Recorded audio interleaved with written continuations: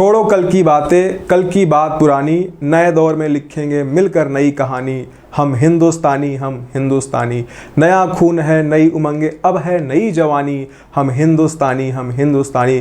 नमस्कार दोस्तों, कैसे हैं आप सभी? आशा करता हूं आप सभी स्वस्थ होंगे, मस्त होंगे और अपने आगामी तैयारियों में व्यस्त होंगे। दोस्तों, मैं ब्रजेश तिवारी, आप सभी का हिस्ट्री मेंटोर मालवी एकेडमी के इस ई लर्निंग प्लेटफॉर्म पर आप सभी का हार्दिक स्वागत करता हूं। दोस्तों, आज मैं आप सभी के बीच में CUET 2025 हिस्ट्री के सिलेबस पर डिस्कशन करने के लिए आपके बीच में आया हूं। इस दौरान मैं आप सभी से हिस्ट्री के सभी सेक्शंस के सिलेबस पर बात करूंगा, साथ ही साथ सेक्शन वाइज कैसे क्वेश्चंस आते हैं, क्वेश्चन का तरीका कैसा होता है, इन सभी पर बात करूंगा। साथ ही साथ हमारी कैसे स्ट्रैटेजी हो, किस रणनीति के माध्यम से इस परीक्षा को हम टैकल करेंगे, इन सभी महत्वपूर्ण पहलुओं पर मैं आज आप सभी के बीच में बात करूंगा।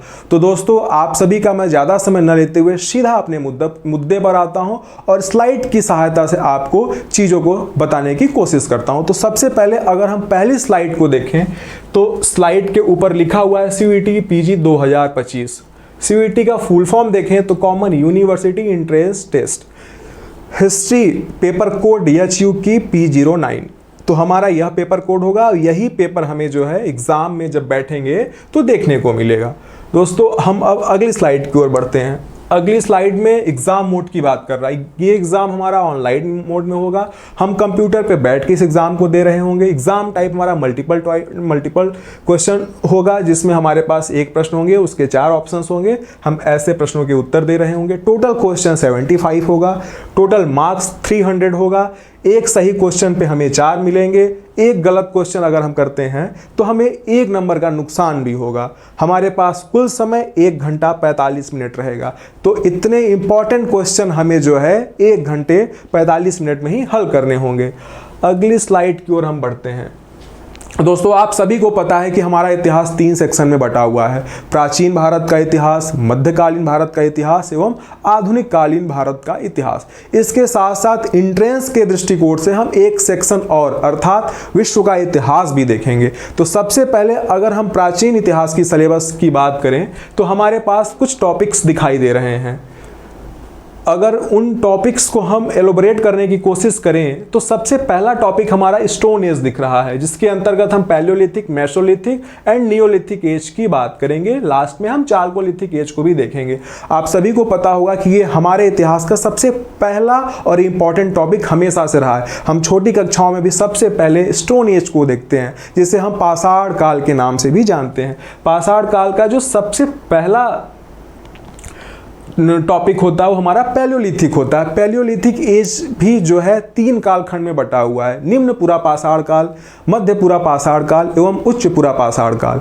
इस काल में कौन कौन से औजार बने, मानव किस प्रकार से तरक्की कर रहा था, मानव ने क्या क्या खोज की, इन सभी चीज़ों को हम इन समस्त कालखंडों में जानने की कोशिश करेंगे। किस प्रकार से भारत में तांबे की खोज की गई और भी अयस्क हमारे भारत में पाए गए, इन सभी चीज़ों को हम स्टोन एज में देखेंगे। अगला हमारा टॉपिक इंडस वैली सिविलाइजेशन है, Aryan and Vedic age state formation ancient India. हमारे भारत में किस प्रकार से सिंधु घाटी सभ्यता स्थापित हुई और कैसे उनका जो है सर्वेक्षण हुआ, कौन सी चीज़ें खोज के निकाली गई, इन सभी चीज़ों को हम और उनकी क्या क्या साइट्स रहीं, उन सभी साइट्स के बारे में हम इस टॉपिक के अंतर्गत जानेंगे। साथ ही साथ ऋग वैदिक काल, उत्तर वैदिक काल और किस प्रकार से भारत में महाजनपद काल का उदय होता है, कौन कौन से महत्वपूर्ण जनपद रहे, उन सभी की हिस्ट्री को हम इस कालखंड में समझने की कोशिश करेंगे। अगला टॉपिक हमारा rise of ancient Indian empire, Haryanka, Shishunaga, Nanda dynasty, age of religion, Buddha and Jainism. किस प्रकार से भारत में राजवंशों का उदय हो रहा है, ऋग वैदिक काल, उत्तर वैदिक काल के बाद महाजनपद काल के दौरान, और कैसे कैसे राजवंशों का भारत में उदय हो रहा है। सबसे पहला राजवंश हमारा हर्यक राजवंश रहा और हम अंत में देखें तो नंद वंश, उसके बाद मौर्य डायनेस्टी की शुरुआत होती है। तो हम इन सभी कालखंडों के विषय में बात करेंगे, किस प्रकार से जैन धर्म, बौद्ध धर्म भारत में स्थापित हो रहा है और अपने इस धर्म की पताका किस तरीके से भारतीय भूभाग के बाहर भी वह फहरा रहा है। हम इन सभी मुद्दों को यहाँ देखेंगे और इनके विषय में डिटेल्ड स्टडी करेंगे। लास्ट में हम मौर्यन एज को देखेंगे, social, political and culture. Mauryan age हमारे एग्जाम के दृष्टिकोण से बहुत इंपॉर्टेंट रहता है। इसके कल्चर, इसकी पॉलिटिकल अचीवमेंट्स, इसके एडमिनिस्ट्रेशन से हमेशा क्वेश्चंस पूछे जाते हैं, तो हम उन प्रश्नों को भी इस दौरान टैकल करेंगे। अगला स्लाइड देखें तो इस पे post modern period, Indo Greek, शक, कुषाण, वेस्टर्न, क्षत्रप्स। हम ऐसे राजवंशों को भी देखेंगे जो भारतीय भूभाग में बाहर से आके अपनी शासन सत्ता स्थापित किए। हम इनके भी अचीवमेंट्स की बात करेंगे, इनके भी शासन का स्वरूप कैसा था और किस प्रकार से इन्होंने भारतीय सभ्यता को, भारतीय संस्कृति को आत्मसात किया। ऐसे भी महत्वपूर्ण विषय पे हम बात करेंगे। अगला अगर हम देखें तो early state and society in south India, Kharavela, Satavahana, Tamil state of the Sangam age. Sangam काल बहुत ही महत्वपूर्ण काल रहा। दक्षिण भारत के विषय में हमें आज जो भी जानकारी मिलती है वो संगम एज के माध्यम से ही मिलती है। और उस समय के जो क्षेत्रीय राजवंश रहे, जैसे कलिंग राज खारवेल का राजवंश हो गया, सातवाहन हो गए, और भी जो क्षेत्रीय राजवंश उस समय के वहाँ स्टैब्लिश हुए, हम उन सभी राजवंशों की स्टडी यहाँ करेंगे। उनका प्रशासन कैसा रहा, उनकी अर्थव्यवस्था, उनका आर्ट, उनका आर्किटेक्चर, उनका स्थापत्य, उनका कला, उनका लिटरेचर, ये सब कैसे रहे, किस रूप में हमारे बीच में आज हैं, उन सभी चीज़ों को हम समझने की कोशिश करेंगे। Gupta period, Vakataka and Vardhans, administration, society and culture. इन राजवंशों का प्रशासन कैसा था, उनका समाज का स्वरूप क्या था, उन्होंने किस प्रकार के समाज का निर्माण किया, उनकी सभ्यता कैसी थी, उनकी संस्कृति कैसे थी, ऐसी भी चीज़ों को हम यहाँ पढ़ेंगे। Regional states during Gupta era, the Kadam, Pallava, Chalukya, Badami, polity and administration. ये जो हमारे क्षेत्रीय राजवंश रहे, जैसे कदम हो गए, पल्लव हो गए, चालुक्य हो गए, बादामी हो गए, इनका राजनीतिक स्वरूप कैसा था, इनका प्रशासन कैसा था, इनके राजा कैसे थे, इनके राजाओं का आपसी संबंध कैसा था, उन्होंने कैसे कैसे युद्ध लड़े, किन किन युद्धों में उन्हें विजय मिली, किन किन युद्धों के माध्यम से उन्होंने अपने क्षेत्र सीमा का विस्तार किया, ऐसी भी चीज़ों को हम डिटेल में यहाँ देखेंगे।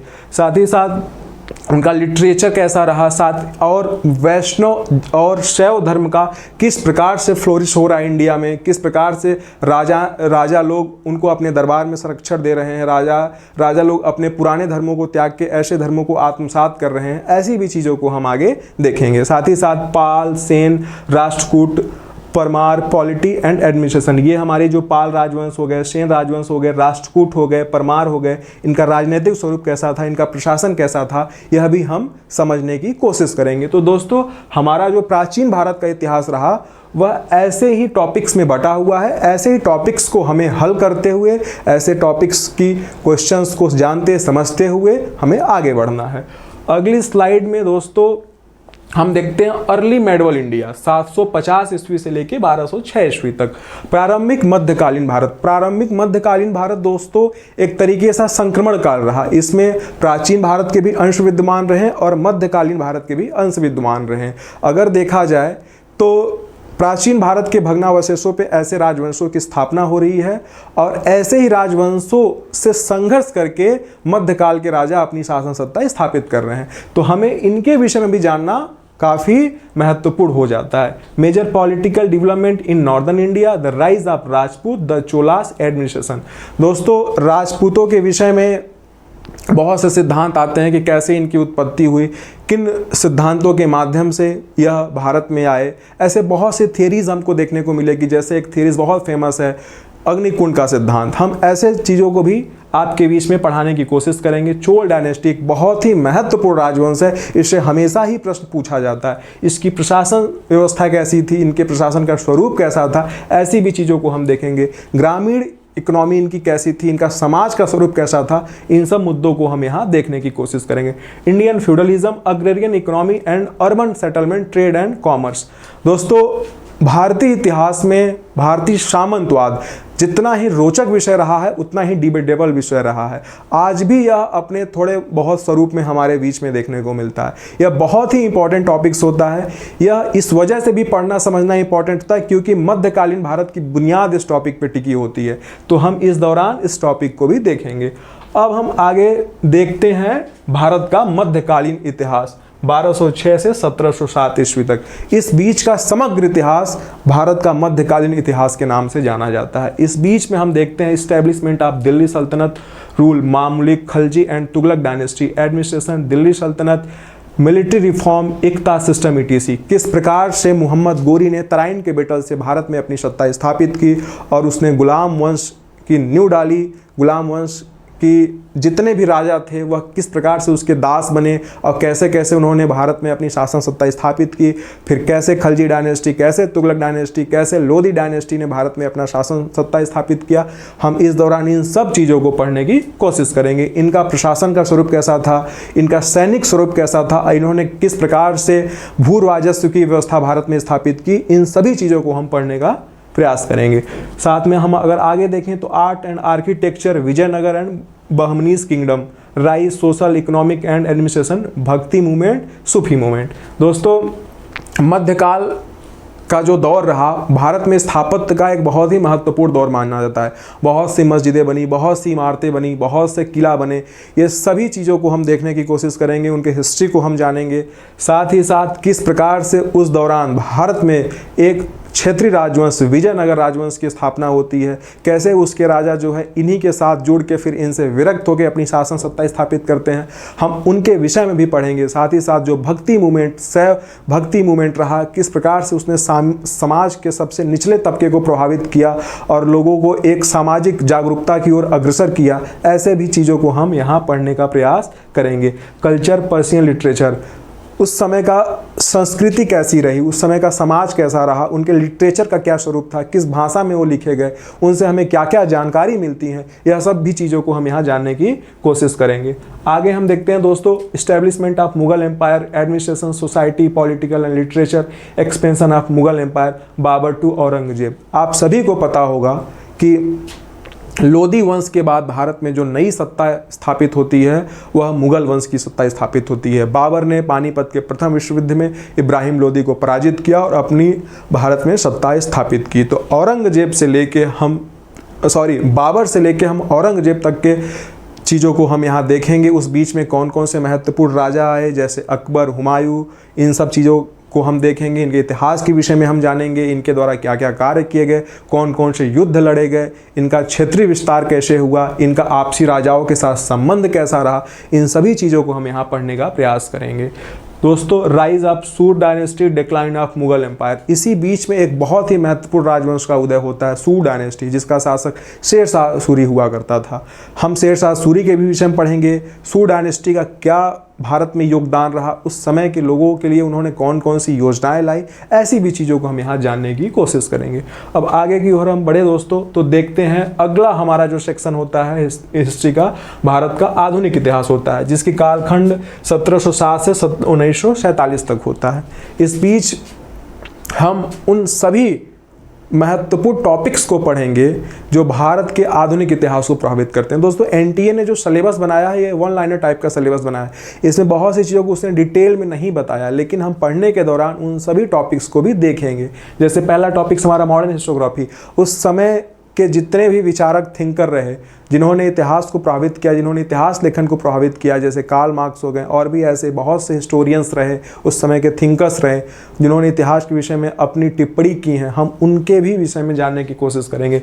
Colonialism in India, British Raj, British expansion in India, imperialism, social and culture development, किस प्रकार से भारत में जो है व्यापारिक कोठियाँ स्थापित हुई, किस प्रकार से भारत में जो विदेशी व्यापारी थे वह व्यापार करने के मकसद से आने के साथ साथ राजनीतिक सत्ता को अपने स्थापित करते हैं, धीरे धीरे संपूर्ण भूभाग पर अपना कब्जा कायम कर लेते हैं। हम उनके विषय में भी यहाँ जानने की कोशिश करेंगे। उन्होंने भारतीय समाज को किस प्रकार से प्रभावित किया, यहाँ की अर्थव्यवस्था को किस प्रकार से प्रभावित किया, यहाँ की राजनीति को किस प्रकार से परिवर्तित किया, इन सब चीज़ों को हम जानने की कोशिश करेंगे। उनके प्रशासन का स्वरूप कैसा था, उन्होंने आर्ट एंड आर्किटेक्चर के क्षेत्र में क्या योगदान दिया, इन सभी चीज़ों को हम यहाँ जानने की कोशिश करेंगे। साथ ही साथ हम यह भी देखेंगे कि उन्होंने इस दौरान कौन कौन से पैक्ट्स, कौन कौन से अधिनियम, एक्ट्स यहाँ स्थापित किए, जिसके माध्यम से उन्होंने अपनी शासन सत्ता को और विस्तार दिया और सुदृढ़ किया। जैसे Pitt's India act, charter act, भारतीय स्वतंत्रता अधिनियम, भारतीय 1935 का अधिनियम, इन सभी चीज़ों को हम इस दौरान यहाँ पढ़ेंगे। Economic impact in British period, settlement, industrialisation, social and religious reform movement, Raja Rammohan Roy, Swami Dayanand Saraswati, Jyotiba Phule and etc. दोस्तों आप सभी को पता होगा कि भारतीय समाज एक समय कुरीतियों से भरा समाज रहा है। उन कुरीतियों को दूर करने के लिए बहुत से सुधारवादी भारत में ही उभर कर आए, जैसे राजा राममोहन राय हो गए, ज्योतिबा फुले जी हो गए, पंडित रमाबाई हो गई, ऐसे बहुत से लोगों के विषय में हम यहाँ पढ़ेंगे और इनके द्वारा क्या क्या योगदान किया गया, हम ऐसी चीज़ों को भी यहाँ जानने की कोशिश करेंगे। और अंग्रेज़ों ने किस तरीके से यहाँ अपनी व्यापारिक कोठिया के साथ साथ उद्योग धंधों को स्थापित किया, भारतीयों का उन उद्योग धंधों में क्या रोल रहा, किस प्रकार से यहाँ का आयात निर्यात प्रभावित होता था, इन सभी चीज़ों को यहाँ हम पढ़ेंगे। आगे की ओर देखें दोस्तों, national movement in India, mass movement and British rule, Indian national Congress summit, Gandhian movement, constitutional development, struggle for freedom. दोस्तों भारत का जो स्वतंत्रता आंदोलन रहा, राष्ट्र भारत को आज़ाद कराने के लिए राष्ट्र के रूप में भारत का जो एक आंदोलन रहा, उस आंदोलन को भी हम यहाँ देखेंगे। कौन कौन से महत्वपूर्ण आंदोलन हुए, गांधी जी का क्या स्वरूप रहा, गांधी जी ने किस प्रकार से उन आंदोलनों को उधार दिया, कैसे असहयोग आंदोलन, सविनय अवज्ञा आंदोलन, दांडी मार्च और भी जो बहुत महत्वपूर्ण आंदोलन हुए थे उस दौरान, उन सभी को हम यहाँ पढ़ने की कोशिश करेंगे और हम जानेंगे किस प्रकार से ब्रिटिश रूल इन आंदोलनों को कुचलने का प्रयास करता है और उन आंदोलनों से ही वह प्रभावित होकर दबाव में आकर कैसे कैसे रिफॉर्म्स करता है, कैसे कैसे भारतीयों को सत्ता सौंपता है, उन सभी इतिहास को हम यहाँ पढ़ेंगे। Indian national Congress summit, Gandhian movement, constitutional development, struggle for freedom. दोस्तों आप सभी को पता होगा कि भारतीय इतिहास में जो आधुनिक भारत का इतिहास कालखंड है, उसमें अगर भारतीय राष्ट्रीय कांग्रेस की हम चर्चा ना करें तो हमारी चर्चा अधूरी रह जाएगी। और एंट्रेंस में यह टॉपिक बहुत ही इंपॉर्टेंट रोल प्ले करता है, ढेरों क्वेश्चन यहाँ से पूछे जाते हैं। इनके अधिवेशन की हिस्ट्री पूछी जाती है, किस अधिवेशन में कौन से प्रस्ताव पारित किए गए, कौन सा अधिवेशन कहाँ हुआ, उसके अध्यक्ष कौन थे, इन सभी चीज़ों के विषय में हम यहाँ पढ़ेंगे। किस प्रकार से यह अधिवेशन और यह भारतीय राष्ट्रीय कांग्रेस भारतीय संविधान को डेवलपमेंट करता है और उसके लिए कौन कौन सी लड़ाइयाँ लड़ता है, इन सभी चीज़ों को हम जो है आधुनिक भारत इतिहास के सेक्शन के तहत जानने की कोशिश करेंगे। दोस्तों अगर हम अगली स्लाइड को देखें तो विश्व का इतिहास, विश्व का इतिहास भी काफ़ी इंपॉर्टेंट रोल प्ले करता है। 2-4 क्वेश्चन हर साल यहाँ से बनते हैं। तो अगर हम इसके सिलेबस को देखें तो यूरोपियन हिस्ट्री, इसके अंतर्गत French, England, American and Russian revolution, world war first and second, इसका सिलेबस बहुत ही शॉर्ट है लेकिन बहुत इंपॉर्टेंट है, इससे प्रश्न जरूर बनते हैं और इस दौरान हम इसका भी जो है आप सभी के बीच में डिस्कशन करेंगे। आगे देखते हैं दोस्तों, आगे की स्लाइड जो है ये काफ़ी इंपॉर्टेंट स्लाइड्स है दोस्तों। अगर यहाँ मैं देखूँ तो एक तरफ सेक्शन लिखा हुआ है, एक तरफ ईयर लिखा हुआ है और उसके नीचे ईयर वाइज किस सेक्शन से कितने प्रश्न पूछे गए हैं ये लिखा हुआ है। हम इस माध्यम से ये समझ सकते हैं कि हमें किस प्रकार से अपनी तैयारी को धार देना है। सबसे पहले अगर हम एशियन हिस्ट्री की बात करें तो 2022 में मात्र 25 प्रश्न इससे पूछे गए हैं। मेडिवल हिस्ट्री में 25 प्रश्न, मॉडर्न हिस्ट्री में 25 प्रश्न, वर्ल्ड हिस्ट्री से 3 प्रश्न पूछे गए हैं। टोटल प्रश्न कितना था? 110, मतलब 78 क्वेश्चन हिस्ट्री से हमारे पूछे गए हैं। अगर 2023 की हम बात करें तो एशियन हिस्ट्री से 29 प्रश्न पूछे गए हैं, मिडिवल इंडियन हिस्ट्री से 25 और मॉडर्न हिस्ट्री से 25 और वर्ल्ड हिस्ट्री से 0 प्रश्न पूछे गए हैं। तो दोस्तों एनटीए का कोई भरोसा नहीं है कि किस सेक्शन से कितना क्वेश्चन पूछ ले और किस सेक्शन को पूछे ही ना। आप यहाँ जीता जागता उदाहरण दे सकते हैं कि यहाँ 0 प्रश्न पूछा गया है, मतलब वर्ल्ड हिस्ट्री से 2023 में एक भी प्रश्न नहीं पूछा गया। लेकिन इसका यह कतई मतलब नहीं है कि मैं वर्ल्ड हिस्ट्री ना पढ़ूँ, मुझे सब कुछ पढ़ना है, सब कुछ तैयार करके चलना है। 2024 जो अभी रिसेंट में हुआ, अगर हम इसकी बात करें तो एंशियन हिस्ट्री से 25 प्रश्न पूछे गए, मेडिवल इंडियन हिस्ट्री से 14 और वर्ल्ड हिस्ट्री से 36 प्रश्न पूछे गए। मतलब दोस्तों 75 में से 36 प्रश्न जो थे आपके मॉडर्न इंडियन हिस्ट्री से थे। मतलब देखा जाए तो 50% रेशियो है ये, मतलब 50% जो प्रश्न आपके आ रहे हैं ये वर्ल्ड हिस्ट्री से ही, मॉडर्न इंडियन हिस्ट्री से ही आ जा रहे हैं। लेकिन इसका यह भी मतलब नहीं है कि मैं अपने मॉडर्न हिस्ट्री को ही स्ट्रॉन्ग करूं, बाकी सेक्शन को भूल जाऊं। मुझे बराबर सबको तरजीह देनी है क्योंकि कोई भरोसा नहीं कि किस सेक्शन से कितने प्रश्न पूछे जाएंगे। तो हम इन बातों को भी आगे ध्यान देंगे। फिर आगे की ओर हम बढ़ते हैं, हम बात करेंगे स्ट्रैटेजी की। हमने पहले ही कहा था कि आज हम आपसे यह डिस्कशन करेंगे कि हम किस तरीके से इस तैयारी को करें, किस तरीके से हम इस एग्ज़ाम को फोड़ने का प्रयास करें ताकि हमें अपना पसंदीदा विश्वविद्यालय मिले। तो अगर स्ट्रैटेजी के हम बिंदुओं को देखें तो सबसे पहला है एनालिसिस सिलेबस। दोस्तों हमने सिलेबस को काफ़ी अच्छे से देख लिया है। देखिए सिलेबस डिजाइन ही कुछ इस तरीके से किया गया कि हमें बहुत कुछ नहीं समझ में आ रहा है कि उसके अंदर क्या क्या है, बट हम पढ़ने जब बैठेंगे, आपको हम जब पढ़ाने की शुरुआत करेंगे तो उस दौरान वह सारी चीज़ें बहुत खुलकर आपके सामने आने लगेंगी कि हमें क्या क्या पढ़ना है। लेकिन हमें अपने स्तर पे भी सिलेबस का बार बार एनालिसिस करते रहना है कि हमें क्या क्या पढ़ना है और क्या क्या छूट रहा है। और दोस्तों दूसरे नंबर पे प्रीवियस ईयर क्वेश्चन पेपर, ये सबसे इंपॉर्टेंट होता है। हम जब तक पुराने प्रश्न पत्रों को नहीं देखेंगे हमें आइडिया ही नहीं मिलेगा कि हमें क्या पढ़ना है क्या नहीं पढ़ना है, किस टाइप के प्रश्नों को पढ़ना है और किस टाइप के प्रश्नों को छोड़ना है। तो हम पुराने प्रश्न पत्रों को हमेशा से देखते रहेंगे। तीसरे नंबर पे हम बात करते हैं रिवीजन ऑफ नोट्स। हमारा जो नोट्स है दोस्तों, हम जो आपको प्रोवाइड कराएंगे उसका हमें बारंबार रिवीजन करना है। कहावत है ना कि करत करत अभ्यास से जड़ मत होते सुजान। तो अगर हम बार बार अभ्यास नहीं करेंगे तो हम लाख पढ़े रहें लेकिन हमारे दिमाग में वह सटीक बैठ नहीं पाएगा। तो अपनी तैयारी को धार देने के लिए और एग्जाम में प्रश्नों का सही उत्तर देने के लिए हमें बार बार जो है नोट्स का रिवीजन मारते रहना होगा। चौथे नंबर पे हम देखें तो शॉर्ट नोट्स। दोस्तों मैं आपको जब पढ़ाऊंगा तो आपसे ये अपेक्षा रहेगी कि आप स्वयं का एक शॉर्ट नोट्स तैयार करेंगे। वह इस वजह से तैयार करेंगे क्योंकि कभी कभी हमारे पास बहुत कम समय अंत में बचता है। हमारा जो खुद का नोट्स होता है वो हमारे द्वारा तैयार किया होता है और हमें पता होता है कि हम 2 घंटे में कैसे होल हिस्ट्री को कंप्लीट कर सकते हैं। तो आप अपना शॉर्ट नोट्स जरूर बनाइएगा, इसको आप ध्यान रखिए। लास्ट और मोर इम्पॉर्टेंट, मॉक टेस्ट। आपको पता है आप लाख पढ़ लीजिए बट अगर उसकी प्रैक्टिस नहीं होगी, उस टाइप के क्वेश्चन को आप हल नहीं करेंगे तो तैयारी का कोई मतलब नहीं। हम आपके इन सारे समस्याओं का ख्याल रखेंगे। हम आपको बीच बीच में मॉक टेस्ट कराते रहेंगे, प्रश्नों को देते रहेंगे, इंपॉर्टेंट क्वेश्चन आपसे हम हल कराएंगे ताकि आपकी तैयारी हमेशा से मजबूत बनी रहे। तो दोस्तों हमें इन स्ट्रैटेजी पे हमेशा से फोकस करते रहना है और ध्यान देते रहना है। आगे की ओर देखें, टाइप ऑफ क्वेश्चंस।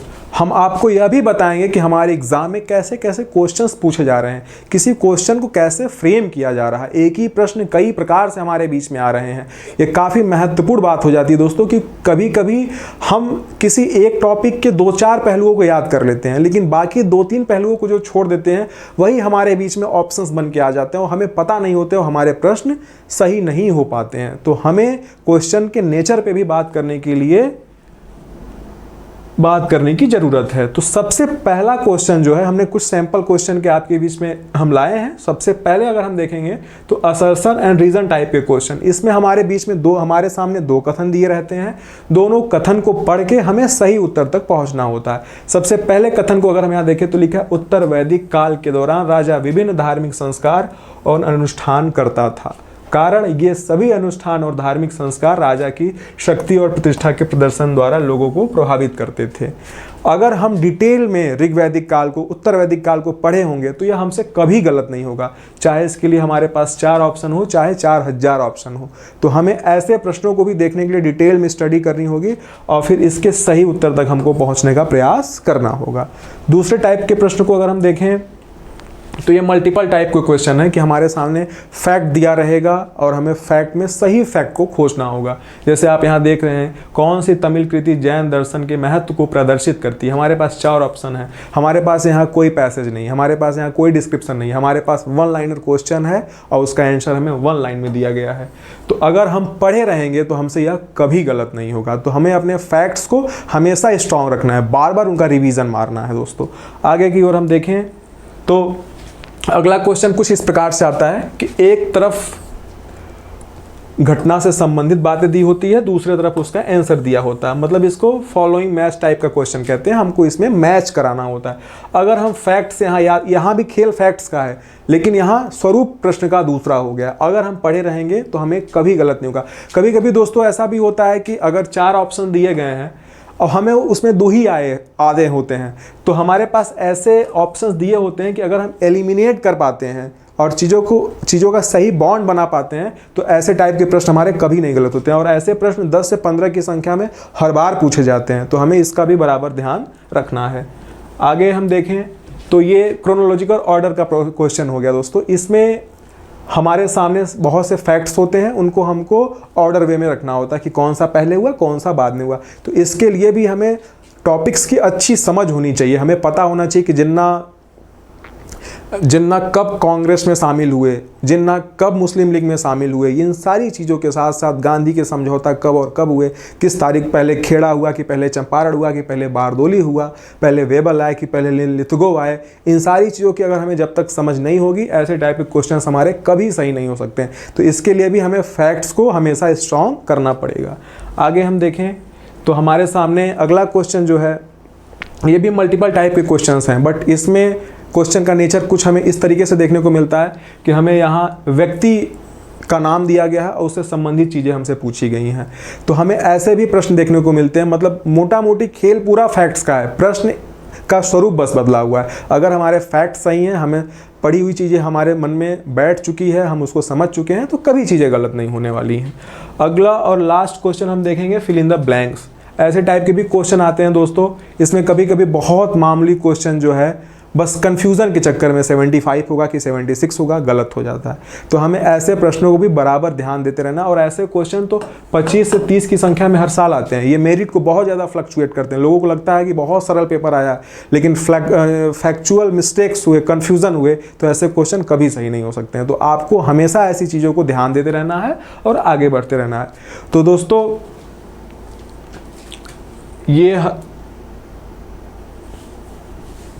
तो आज आप सभी को हमने हिस्ट्री सिलेबस के बारे में बताने का प्रयास किया है कि कैसे कैसे प्रश्न हमारे एग्जाम में आते हैं और हमारी क्या रणनीति रहे ताकि हम इस एग्ज़ाम को आसानी से टैकल कर सकें। तो दोस्तों आप हमसे आगे भी जुड़े रहें और मैं जल्द ही आशा करूंगा कि आप हमसे लाइव सेशन में मुलाकात करते रहे होंगे। धन्यवाद।